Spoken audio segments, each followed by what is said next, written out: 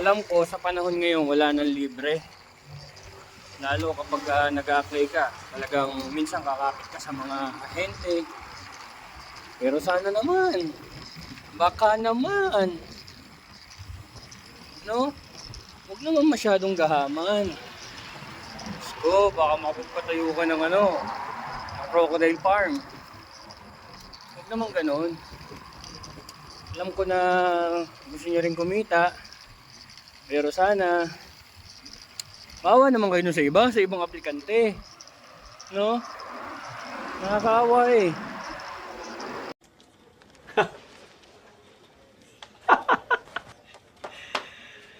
Mga Ginoo, magandang balita. May nangyayari na. Sa totoo lang, yung mga ibang aplikante, para lang makapag-apply dito at saka ma-provide yung ganong kalaking pera, kung ano-ano yung binibenta, kung ano-ano yung sinasangla, kung ano-ano yung ginagawa nila para makapagbigay ng ganong kalaking pera. Tapos minsan nangungutang pa kahit malaking interest.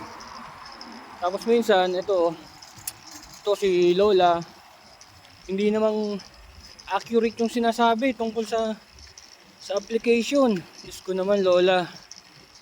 Ay nako. Sana naman maging patas ka.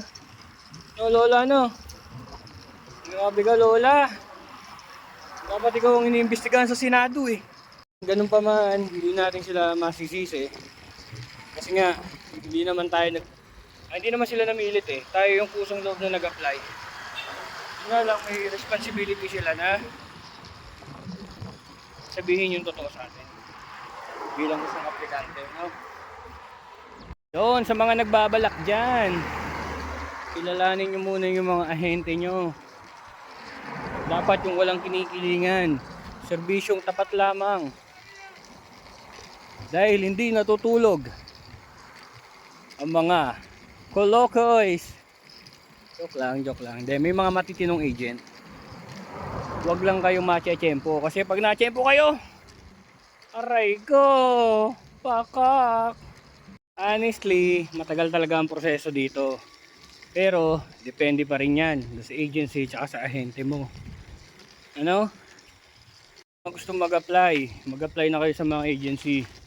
Panigurado, yung mga hiring ngayon, yung mga kukunin nilang manpower, ayun na yung mga aalis ng 2027. May mga naiwan pa nga eh. Pag ang nakuha mong ahente, ay nako, ewan ko na lang, baka sigurado 2028 ka pa makaalis kapag na-tsempohan mo yun si Lola.